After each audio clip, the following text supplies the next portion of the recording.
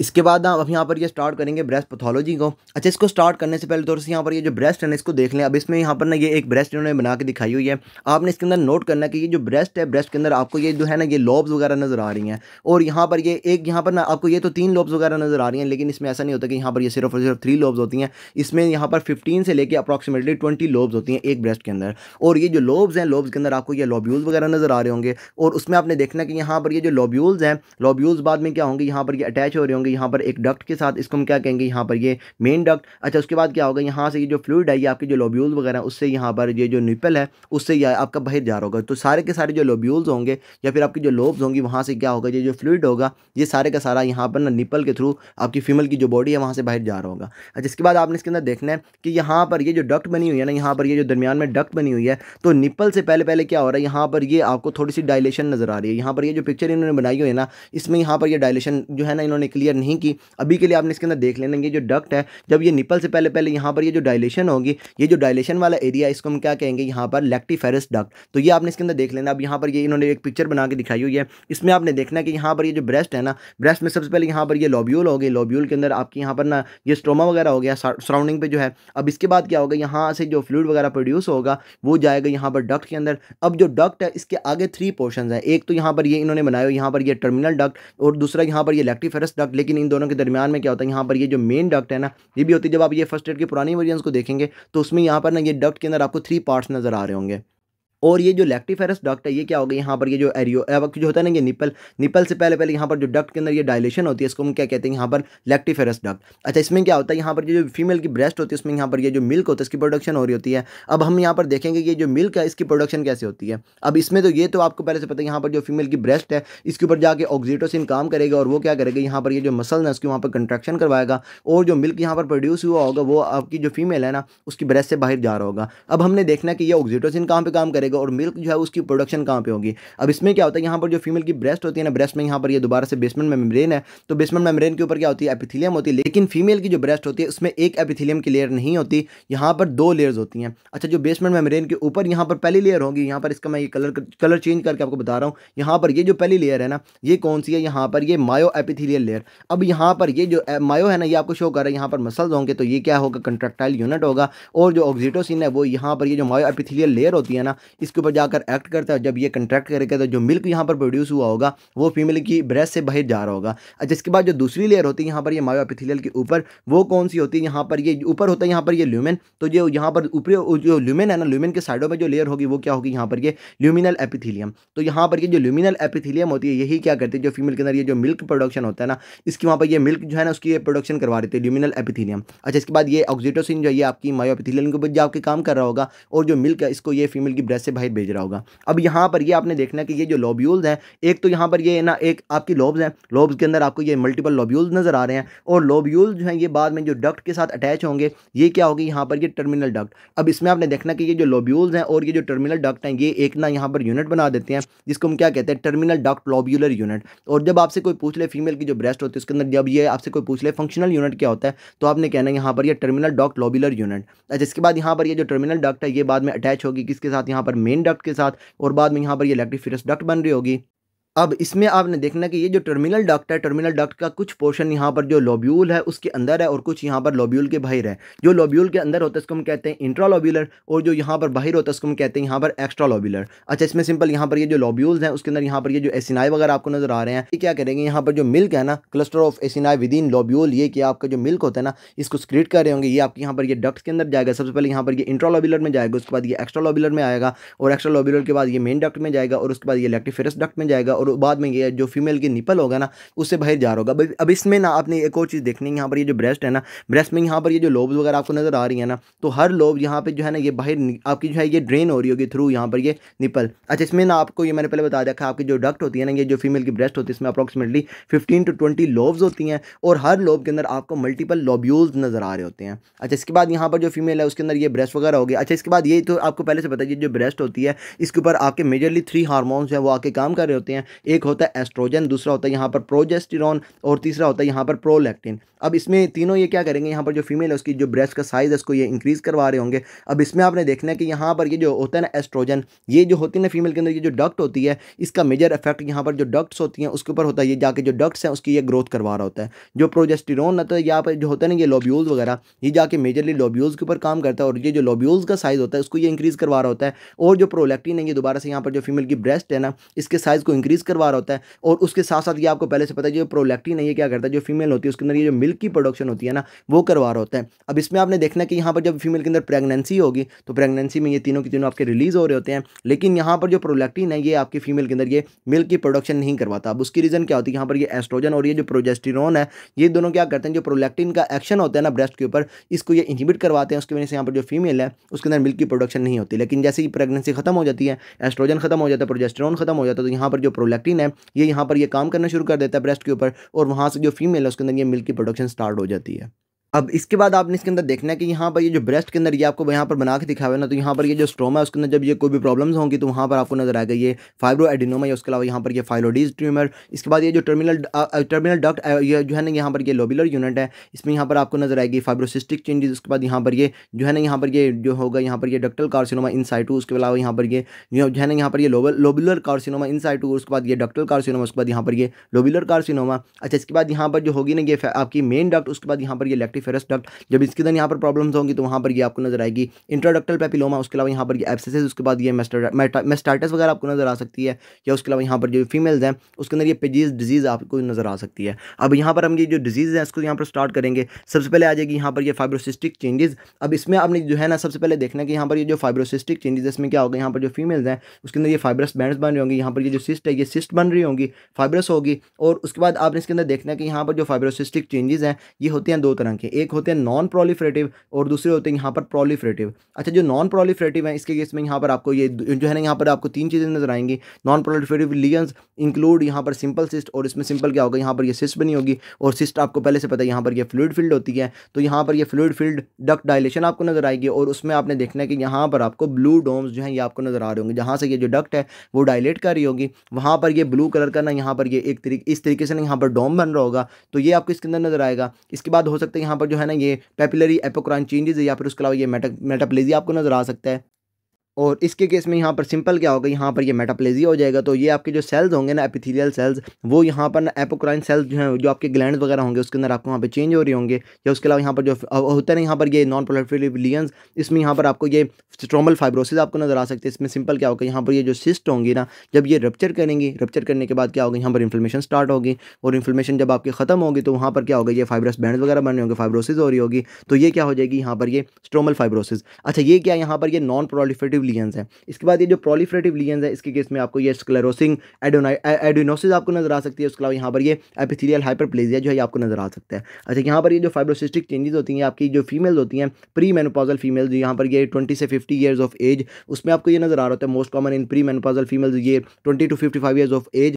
अच्छा, इसके बाद यहाँ पर ये प्रेजेंट करेंगे विद ये जो है ना ये प्री मेंस्ट्रुअल ब्रेस्ट पेन। इसमें आपको पता है यहाँ पर ये जो हार्मोन्स वगैरह होते हैं वो क्या कह रहे होते हैं, यहाँ पर जो ब्रेस्ट है इसको स्टिमुलेट कर रहे होते हैं। तो जब ये स्टिमुलेट होंगे तो ये जो फाइब्रोसिस्टिक चेंजेस वगैरह होंगी ये आपको वहाँ पर हो रही होंगी ना, तो उसमें जो फीमेल है उसके अंदर ये ब्रेस्ट पेन आपको नजर आ रही होगी। या उसके अलावा यहाँ पर जो फीमेल है उसके अंदर ये लम्स वगैरह जो होंगे ना ये आपको नजर आ रहे होंगे। और उसके बाद ये ओपन बायलैटरल होते हैं और उसके बाद यहाँ पर ये जो फीमेल्स होते हैं उसके अंदर ये मल्टीफोकल होते हैं। अच्छा, नॉन प्रोलिफरेटिव हमने इसके अंदर देख लिया। इसके बाद यहाँ पर आपने इसके अंदर याद रखना है कि जो नॉन प्रोलिफरेटिव लीजन्स होती हैं उसके केस में आपको ये जो होता है ना कैंसर का रिस्क ये आपको नजर नहीं आता। तो risk of cancer is usually not increased. और जब आप यहाँ पर बात करेंगे ना प्रोलिफरेटिव लीजन्स की तो इसके केस में यहाँ पर जो रिस्क होगा ना कैंसर का वो यहाँ पर इंक्रीज होगा। अच्छा, यहाँ पर सबसे पहले आ जाएगी यहाँ पर ये स्क्लेरोजिंग एडिनोसिस। और इसके केस में सिंपल क्या होगा, यहाँ पर ये जो एसिनाई है और उसके बाद यहाँ पर ये जो स्ट्रोमा है उसकी वहाँ पर फाइब्रोसिस हो रही होगी। तो यहाँ पर जो एसिनाई वगैरह होंगे वो आपकी जब ये फाइब्रोसिस हो जाएगी तो ये क्या करेगी, यहाँ पर जो एसिनाइज हैं इसको ये कंप्रेस कर रही होगी। अच्छा, इसके बाद ये आपकी एसोसिएटेड होगी विद यहाँ पर कैल्सिफिकेशंस। अच्छा, इसके बाद यहाँ पर जो आपकी स्क्लेरोजिंग एडिनोसिस है इसके केस में यहाँ पर ये स्लाइटली रिस्क जो है ये इंक्रीज होगा फॉर कैंसर, सिंपल हो गया इसके अंदर। अच्छा, इसके बाद यहाँ पर ये एपिथेलियल हाइपरप्लेजिया, इसमें सिंपल आपको ये नाम ही बता रहे हैं, यहाँ पर जो एपिथेलियल लेयर है उसका हाइपरप्लेजिया हो जाएगा। सेल्स यहाँ पर ये ग्रो करना शुरू कर देंगे। ये आपको नजर आएगी सेल्स इन टर्मिनल और ये लोबुलर एपिथेलियम। और उसके बाद जब ये आपके जो सेल्स होंगे जब ये हाइपरप्लेजिया कर रहे होंगे तो उसमें भी क्या होगा, यहाँ पर ये जो सेल्स होंगे ना इसके अंदर आपको ये जो कार्सिनोमा है उसका यहाँ पर रिस्क इंक्रीज होगा। तो यहाँ पर increase risk of carcinoma with atypical sales. اور اس کے بعد جب یہاں پر یہ جو سیلز ہوں گے ایپیتھیلیل سیلز، جب یہ ڈکٹل سیلز ہیں اس کے اندر یہاں پر جو ایپیتھیلیل سیلز ہیں اس کو یہاں پر ہائپرپلیزیا ہو جائے گا، تو یہ کیا کریں گے، جو ڈکٹ ہے اس کو جا کر یہ اوبسٹرکٹ کر رہی ہوں گی، تو جو آپ کی جو لیومن ہوگا نا یہاں پر یہ ڈکٹ کا وہ فل ہو جائے گا ود سیلز کے ساتھ۔ اچھا اس کے بعد یہاں پر یہ سٹارٹ کریں گے یہ انفلمیٹری پروسیسز۔ اب اس پہ آپ نے دیکھنا ہے یہاں پر یہ انفلمیٹری میں یہاں پر یہ انفلمیشن وغیرہ ہو رہی ہوگی، یہاں پر آپ کو نظر آ سکتی ہے فیٹ نیکروسس یا اس کے علاوہ یہاں پر یہ لیکٹیشنل میسٹائٹس۔ اب یہ جو فیٹ نیکروسس ہے نا اس میں سمپل آپ نے یاد رکھنا ہے یہاں پر جب یہ جو بریسٹ ہے اس کے اوپر جب یہ کوئی بھی انجری ہوگی تو اس کی وجہ سے آپ کو یہ جو لمپس نظر آ رہے ہوں گے وہ کیا ہوں گے، یہاں پر یہ فیٹ نیکروسس۔ اب اس میں آپ نے دیکھنا ہے کہ یہاں پر جو انجری ہوتی ہے نا فیمیل کی بریسٹ کے اوپر وہ آپ کی اتنی بڑی انجری نہیں ہوتی، یہاں پر یہ مائنر انجری ہوتی ہے۔ اس میں ہو سکتا ہے یہاں پر جو فیمیل ہے اس کے اندر یہ سپورٹس کے اندر کوئی انجری ہو جائے، یا اس کے علاوہ یہاں پر جو فیمیلز ہیں وہ سیٹ بیلٹس وغیرہ کو یوز کر رہی ہوں تو وہ آپ کی جو بریسٹ ہے اس کو یہاں پر انجر کر دیں تو اس میں یہاں پر آپ کو نظر آئے گی فیٹ نیکروسس۔ اب اس میں یہ جو انجری ہے نا فیمیلز آپ کو موسٹ آف دا ٹائم یہ جو انجری ہوتی ہے نا یہ آپ کو نہیں بتا رہی ہوتی کیونکہ اس کے اندر میجر انجری ہوتی نہیں ہے، یہاں پر یہ چھوٹی چھوٹی سی انجریز ہو رہی ہوتی ہے جس کی وجہ سے یہاں پر جو فیمیلز ہیں اس کی جو بریسٹ اس کے اندر آپ کو یہ لمپس نظر آ رہے ہوتے ہیں۔ یہ جو فیٹ نیکروسس ہوگی یہ بینائن ہوگی، اس کے بعد یہ پین لیس ہوگی اور آپ کو لمپس نظر آ رہے ہوں گے due to injury to breast tissue. جس کے بعد یہاں پر جو فیٹ ہے نا فیٹ آپ کے یہاں پر آئل وغیرہ ہوں گے تو یہاں پر آپ کو کیلسیفائڈ آئل سسٹ آپ کو نظر آئیں گی آن میموگرافی۔ جس کے بعد یہاں پر یہ necrotic fat and joint sales آپ کو نظر آئیں گے بایوپسی کے اوپر، تو یہ آپ نے سمپل اس کے اندر یاد رکھ لینا یہاں پر یہ فیٹ آپ کی ہوگی، اس کے بعد آپ کو نیکروسس نظر آئے گی، necrotic fat and joint sales on biopsy آپ کو نظر آئیں گے۔ اچھا اس کے بعد آپ کو یہ میں نے پہلے بتا دیا یہاں پر جو فیمیل اس کے اندر یہ جو ٹراما ہے یہ آپ کا بہت مائنر ہوتا ہے، تو up to 50% of patient may not report یہ ٹراما۔ اچھا اس کے بعد یہاں پر یہ لیکٹیشنل میسٹائٹس، اس میں یہ آپ کو یہاں پر نام ہی بتا رہے ہیں یہاں پر جو میسٹائٹس ہے یہاں پر کیا ہوگا یہ جو بریسٹ اس کی انفلمیشن ہوگی اور یہ ہوگی لیکٹیشن یا پھر جو ملک ہے نا بریسٹ فیڈنگ جو ہے اس کی وجہ سے ہو رہی ہوگی، تو یہ آپ نے اس کے اندر یاد رکھنا ہے یہ آپ کی اکر ہوگی ڈیورنگ بریسٹ فیڈنگ۔ اور اس کے بعد یہاں پر کیا ہوگا جب یہ انفلمیشن ہو جائے گی تو یہاں پر جو بیکٹیریل انفیکشن ہوتی ہے نا اس کا رسک انکریزڈ ہوتا ہے، تو یہاں پر increase risk of bacterial infection through cracks ان یہ نپل، اور اس میں آپ نے دیکھنا ہے کہ یہاں پر بیکٹیریل انفیکشن میں جو اسٹیف اوریس ہے یہ موسٹ کامن پیتھوجن ہے، اور اس کے بعد دوبارہ سے یہاں پر انفلمیشن یہ جو بیکٹیریاز ہیں یہ آپ کو وہاں پہ یہ انفیکٹ کر رہے ہیں، تو آپ جب اس کو ٹریٹ کریں گے تو یہاں پر آپ یہ جو فیمیلز ہیں اس کے اندر آپ یہ اینٹی بایوٹکس وغیرہ دے رہے ہوں گے۔ اب اس کے بعد ایسا نہیں ہے کہ یہاں پر جو فیمیل اس کے اندر یہ میسٹائٹس چل رہی ہے تو جو فیمیلز اس کے اندر آپ یہ جو بریسٹ فیڈنگ ہے اس کو آپ ڈسکنٹینیو کر دیں گے، یہاں پر جب یہ جو فیمیلز ہیں اس کے اندر لیکٹیشنل میسٹائٹس ہوگی تب بھی جو فیمیلز ہیں اس کے اندر یہ جو بچے ہوں گے اس کو آپ یہ بریسٹ فیڈ ہی کروا رہے ہوں گے، تو یہاں پر ٹریٹمنٹ میں آپ جو فیمیلز ہیں اس کے اندر اینٹی بایوٹکس وغیرہ آپ دے رہے ہوں گے اور ساتھ ساتھ یہ جو بریسٹ فیڈنگ ہے یہ آپ کروا رہے ہوں گے۔ اب اس میں یہاں پر یہ جو بریسٹ فیڈنگ ہے یہ آپ یہ کنٹینیو اس لیے کریں گے کیونکہ جب یہ جو ملک ہے یہ آپ کی فیمیل کی جو بریسٹ اس سے باہر نہیں جائے گا تو وہاں پر جو بیکٹیریاز ہیں یہاں پر نہ گرو کرنا شروع کر دیں گے، اور یہ جو ہے نا یہاں پر یہ میسٹائٹس جو ہے آپ کی چل رہی ہوگی، اگر آپ یہاں پہ جو فیمیل اس کے اندر یہ بریسٹ فیڈنگ کروا رہے ہوں گے تو بچوں کے اوپر اتنا اس کا افیکٹ نہیں ہوگا۔ اب یہاں سے کیا ہوگا یہ جو ملک ہے یہ باہر جاتا رہے گا تو جو فیمیل اس کے اندر یہ آپ کی جو ہوگی نا یہ میسٹائٹس وغیرہ یہ آپ کی وہاں پہ ٹریٹ ہو رہی ہوگی۔ اچھا اس کے بعد یہاں پر یہ سٹارٹ کریں گے بینائن ٹیومرز کو، اور اس میں سب سے پہلے آ جائے گا یہاں پر یہ فائبرو ایڈینوما۔ اس میں آپ نے دیکھنا ہے کہ یہاں پر جو فیمیلز ہوں گی نا لیس دین 35 ایئرز آف ایج اس میں یہ آپ کو موسٹ کامنلی نظر آ رہا ہوگا، اور اس کے بعد یہ فائبرو ایڈینوما میں آپ نے یاد رکھنا ہے کہ یہاں پر جو ایسٹروجن ہے اس کے ساتھ کیا ہوگا جب ایسٹروجن زیادہ آئے گی تو جو بریسٹ ہے اس کے سائز کو انکریز کروا رہی ہوگی، تو اس کے ساتھ ساتھ یہ جو فائبرو ایڈینوما اس کا سائز بھی انکریز ہو رہا ہوگا، تو increase size and ٹینڈرنس with increase oestrogen, یہاں پر جو فیمیل اس کے اندر یہ پریگنینسی ہو سکتی ہے، اس کے علاوہ یہاں پر یہ پرائر ٹو مینسٹریشن جو ہے وہاں پر ایسٹروجن کی سرج آئے گی، ایسٹروجن جو ہے وہاں پر یہ انکریز ہو رہی ہوتی ہے نا یہ مینسٹریشن سے پہلے تو اس میں بھی یہاں پر جو فیمیل اس کے اندر یہ انکریز سائز اور یہ ٹینڈرنس وغیرہ آپ کو نظر آ سکتی ہے۔ اب یہاں پر کیا ہوگا یہاں پر جو فیمیل اس کے اندر یہ اسمال اس کے بعد یہ ویل ڈیفائنڈ موبائل میس آپ کو نظر آئیں گے، اور یہ tumour compose of fibres tissue and glands, یہ آپ کو یہاں پر یہ نام ہی بتا رہے ہیں یہاں پر جو ہے نا یہاں پر یہ جو ٹیومر ہوگا آپ کا یہ بینائن ٹیومر ہوگا، اور اس کے بعد یہاں پر یہ جو ہے نا یہ فائبرس ٹیشو اور یہ جو گلینڈز ہوں گے نا اس کے ساتھ آپ کا وہاں پہ کمپوز کیا ہوا ہوگا۔ جس کے بعد یہاں پر جو فیمیلز ہیں اس کے اندر یہ risk of cancer is usually not increased, اور اس کے بعد جب آپ یہاں پر یہ بات کریں گے نا اچھا اس کے بعد یہاں پر یہ تو میں نے آپ کو بتا دی اس کے اندر جب یہ ایسٹروجن کا لیول انکریزڈ ہوگا تو اس سے کیا ہوگا یہاں پر جو ٹیومر ہے اس کا سائز بھی انکریز ہو رہا ہوگا، اور جو فیمیل اس کے اندر یہ ٹینڈرنس وغیرہ ہو رہی ہوگی، جب یہ جو فیمیلز ہیں اس کے اندر یہ مینوپاز آ جائے گا تو وہاں سے یہ فیمیل کے اندر ایسٹروجن ہی نہیں آئے گی، تو ایسٹروجن میں وہاں پر آفٹر مینوپاز کیا ہوگا اس کا جو سائز ہے یہ آپ کا وہاں پہ کم ہونا شروع ہو جائے گا۔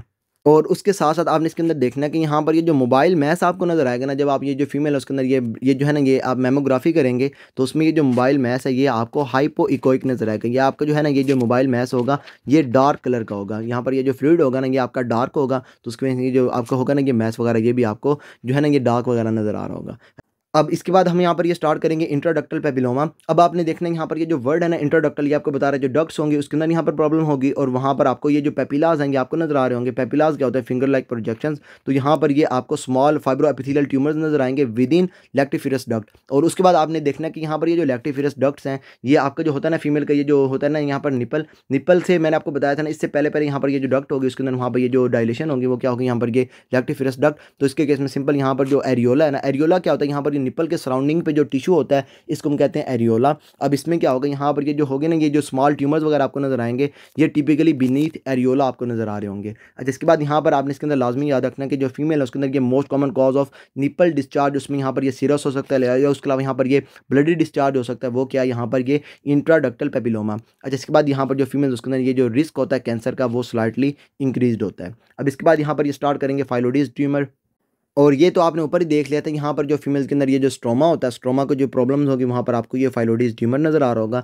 अब आपने इसके अंदर देखना है यहाँ पर ये जो फाइलोइड होता है ये आपका यहाँ पर ना शो करता है यहाँ पर ये जो है ना ये लीफ लाइक। अब इसके केस में क्या होगा? यहाँ पर ये जो ट्यूमर होगा ये आपका लीफ लाइक होगा। अब इसमें यहाँ पर ये large mass of connective tissue and cyst with leaf like lobulations. अब उसके बाद यहाँ पर ये जो है ना आपने इसके अंदर याद रखना है कि जो फीमेल्स होंगी ना 50s वाली, 50s जो है ना यहाँ पर ये 5th डिकेड जब ये फीमेल के अंदर चल रहा होगा तो उसके अंदर ये आपका मोस्ट कॉमन होगा। और उसके बाद में यहाँ पर जो है ना सम में बिकम मैलिग्नेंट। यहाँ पर जो फीमेल है उसके अंदर ये मोस्ट ऑफ द टाइम जो होता है ना यहाँ पर ये फाइलोइड ट्यूमर ये मोस्ट ऑफ द टाइम होता है बिनाइन, लेकिन उसके बाद यहाँ पर जो होता है ना यहाँ पे कुछ यहाँ पर जो फीमेल है उसके अंदर ये मैलिग्नेंट ट्रांसफॉर्मेशन भी आपको नजर आ रही होती है। जिसके बाद ये जो गायनेकोमेस्टिया ये तो मैंने आपको पहले से कई दफ़ा बता रखा है। इसमें सिंपल क्या होगा? यहाँ पर जो आपके होते हैं ना ब्रेस्ट आपको इन्लार्जमेंट नजर आनी शुरू हो जाएगी मेल्स के अंदर। मेल्स के अंदर आपको पता है नॉर्मली ब्रेस्ट नहीं होती, जब जो मेल्स हैं उसके अंदर आपको ब्रेस्ट नजर आनी शुरू हो जाएगी तो वो क्या होगी? यहाँ पर ये गायनेकोमेस्टिया, यहाँ पर ये breast enlargement in males due to increase oestrogen. अच्छा, ये मैंने आपको पहले से बता रखा है। यहाँ पर क्या होता है? यहाँ पर जो एस्ट्रोजन और जो होते हैं ना यहाँ पर ये आपके ये जो होते हैं ना ये क्या कहते हैं एंड्रोजन्स वगैरह, उन दोनों के दरमियान में होता है बैलेंस। अगर यहाँ पर किसी वजह से यहाँ पर जो एस्ट्रोजन है इसका लेवल इंक्रीज हो जाए या उसके अलावा यहाँ पर जो एंड्रोजन है इसका लेवल कम हो जाए तो उसके केस में क्या होगा? यहाँ पर जो एस्ट्रोजन है इसका इफेक्ट ज़्यादा हो रहा होगा, और एस्ट्रोजन क्या करेगा? जाकर जो होगी ना ये जो मेल्स के अंदर चेस्ट होगी उसके पर ये जो होगी ना ये ब्रेस्ट वो आपकी वहाँ पर डेवलपमेंट जो है ना वहाँ पर ये स्टार्ट करवा देगा। तो वहाँ से क्या होगा? यहाँ पर जो ब्रेस्ट है, ब्रेस्ट में आपको ये मैंने पहले बता दिया, इसमें आपकी जो एस्ट्रोजन होती है वो क्या करती है? जो फीमेल है उसके अंदर ये ब्रेस्ट के साइज को इंक्रीज करवा रही होती है। अगर मेल्स के अंदर एस्ट्रोजन का लेवल इंक्रीज होगा तो ये क्या करवाएगा? मेल्स के अंदर ये ब्रेस्ट इन्लार्जमेंट करवाना शुरू कर देगा। अब इसमें आपने देखना है यहाँ पर ये होगा due to increased oestrogen compared with androgen activity. अच्छा, इसके बाद आपने इसके अंदर देखना है ये आपका फिजियोलॉजिक होगा इन न्यू बॉर्न, उसके बाद ये प्यूबर्टल, और उसके बाद ये ओल्डर मेल्स जो है उसके अंदर ये फिजियोलॉजिक होता है। जो नए बच्चे होंगे उसके अंदर ये आपका फिजियोलॉजिक है। प्यूबर्टल जो मेल्स होंगे उसके अंदर ये फिजियोलॉजिक है, या उसके अलावा जो ओल्डर मेल्स हैं उसके अंदर ये आपका फिजियोलॉजिक है, but may persist after puberty, puberty के बाद भी ये आपका परसिस्ट कर सकता है। अब इसके बाद आपको ये तो पहले से पता है यहाँ पर जो ओल्डर मेल्स है उसके केस में क्या होगा? एंड्रोजन उसका लेवल कम होगा, एंड्रोजन्स कम होंगे तो जो आपका होगा ना यहाँ पर एस्ट्रोजन इसका लेवल इंक्रीज होगा, तो उसकी वजह से यहाँ पर जो ओल्डर मेल्स होंगे उसके अंदर ये गायनेकोमेस्टिया नजर आना ये आपका फिजियोलॉजिक है। अच्छा, इसके बाद अगर यहाँ पर आप ये बात करेंगे ना पैथोलॉजिक कॉजेज की तो उसमें यहाँ पर ये सिरोसिस हो सकती है। इसमें सिंपल क्या होगा? यहाँ पर जो एस्ट्रोजन है उसकी यहाँ पर ये मेटाबॉलिज्म नहीं होगा, एस्ट्रोजन बॉडी से बाहर नहीं जाएगी तो एस्ट्रोजन का लेवल इंक्रीज होगा, तो उसकी वजह से यहाँ पर जो फीमेल उसके अंदर ये आपके जो मेल्स होंगे उसमें आपको ये गायनेकोमेस्टिया नजर आ रहा होगा। इसके बाद ये हाइपोगोनाडिज्म, इसमें सिंपल क्या होगा? जो एंड्रोजन है इसका लेवल कम होगा, टेस्टोस्टेरोन वगैरह जो है ये आपकी कम प्रोड्यूस हो रही होंगी। इसमें यहाँ पर ये क्लासिक काज किया यहाँ पर ये क्लाइनफेल्डल सिंड्रोम। इसमें सिंपल क्या होगा? यहाँ पर जो मेल्स होंगे उसके अंदर ये 47XXY जो है ये आपको नजर आ रहा होगा, 2X क्रोमोसोम्स होंगे इसके केस में, और उसमें यहाँ पर जो आपके मेल्स होंगे ना उसमें ये गायनेकोमेस्टिया होना ये कॉमन है। इसके बाद यहाँ पर ये टेस्टिकुलर ट्यूमर्स वगैरह होंगे तो उसमें यहाँ पर ये गायनेकोमेस्टिया आपको नजर आ सकता है। या उसके अलावा यहाँ पर ये ड्रग्स में यहाँ पर ये एक तो इन्होंने लिखी यहाँ पर ये स्पाइरेनोलैक्टोन, लेकिन इसके अलावा आपकी दूसरी ड्रग्स भी होती हैं जो आपके जो होते हैं ना ये मेल्स उसके अंदर ये ना एंटी एंड्रोजन इफेक्ट होता है इसका, और वहाँ से क्या होता है जो एस्ट्रोजन होता है उसका लेवल इंक्रीज होता है, जो मेल्स होते हैं उसके अंदर ये गायनेकोमेस्टिया आपको नजर आ रहा होता है। ये तो आपने लाजमी इसके अंदर याद रखना है, स्पाइरेनोलैक्टोन जो है ये मेल्स के अंदर क्या करवा देगी? गायनेकोमेस्टिया। इसके बाद आपने इसके अंदर याद रखना है यहाँ पर ये सिमिटिडीन, इसके बाद यहाँ पर ये फिनेस्ट्राइड, और उसके बाद यहाँ पर ये कीटोकोनाजोल, ये सारी क्या करवाएंगे? जो मेल्स हैं उसके अंदर ये गायनेकोमेस्टिया जो है ये करवा रही होंगी। तो ऐसा करते हैं, इस वीडियो को यहीं पे स्टॉप करते हैं। फर्दर आपको इसके अंदर कोई भी प्रॉब्लम होता है you can ask me, and till then Allah हाफिज़।